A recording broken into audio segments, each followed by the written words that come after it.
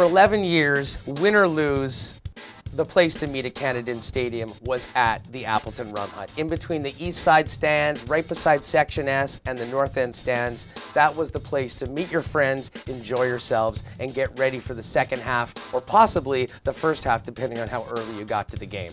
The Appleton Rum Hut will live in history forever as one of the greatest things about Canada Stadium. Basically, in 1999, about 2 years into our sponsorship of the Blue Bombers, and post Pan Am Games, there was this hut that physically sat there that they used for ticket collecting, and a couple of guys from the Bombers and myself said, you know, like, they're going to blow this thing up. I said, well, I got an idea. Why don't we place this and use it as a rum hut? Like, I can create sort of a, you know, a theme to it, if you will, a beach style theme to it, and we're going to put it in the corner of the stadium where it sat for 11 years. And you know, if you'd told me then what it would become now, I'd would have been thoroughly impressed. But that's how it came to be, literally out of luck, which is what I love about the city sometimes.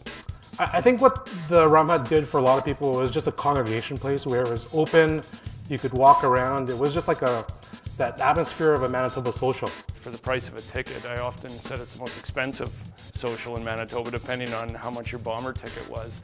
But it was such a unique experience, and I do have to say I've spent more than a second half there if the Bombers aren't doing well, and then it's a race to get back to the seats if they're winning. You know, the Rum Hut, something I've never been to in 11 years at the stadium. I never got to go there, but it was always a place you could give your tickets to someone that doesn't even like football, okay? And they could go to the Rum Hut and you'd see them after the game and they'd be like, do you even know whether we won or lost? They're like, no, I have no idea. I was at the Rum Hut the entire game. So it was always that place where people could go that didn't really care anything about football, and they had a great time. It was like going to a nightclub at a football stadium. It's something that if you're a true Winnipegger, you'll really get the Rum Hut. And some people ask, you know, what's this thing about the Rum Hut? But once you go there, you'll never forget it. And it's just something that, especially around the Banjo Bowl, is that Rider fans, they'll never get it.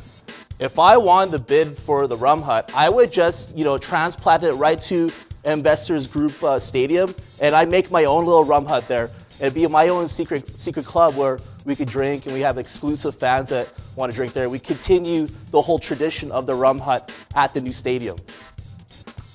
Wow, where would I put the Rum Hut if I won it? It's a good question.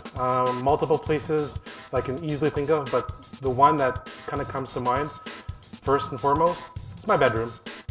You know, I would make it a tailgating feature, something like that. I'd tow it behind my truck or something like that, and I'd set it up in the parking lot of Investors Group Field, so we'd have a fantastic, but then once again, nobody would leave the tailgating area. Everyone would wonder why there were 10,000 empty seats, because we'd all be huddled out in the parking lot around the, it's just a magnet for people and socializing. Oh, if I won the Rum Hut, I'd put it in my backyard. Yeah. I'd host parties. I'd host tailgate parties for the Bombers all the time.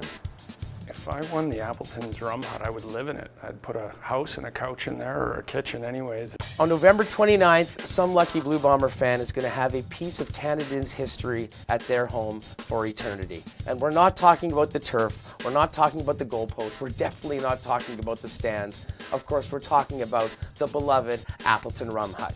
Get ready, November 29th, to benefit the Heart and Stroke Foundation as part of the asset sale. The Rum Hut could be going home with you. Well, heart and stroke is something obviously very personal for me. I've had 2 heart attacks in my lifetime. I'm trying to get better about how I go about my life. Heart and stroke's a major part of that, and any chance I get to contribute is good. So as you know, they're auctioning off the Rum Hut, and the proceeds are going towards the Heart and Stroke Foundation. Now, this means a lot to me because a close friend of mine, Coach Richard Harris, passed away from heart conditions. So, you know, let's make a difference.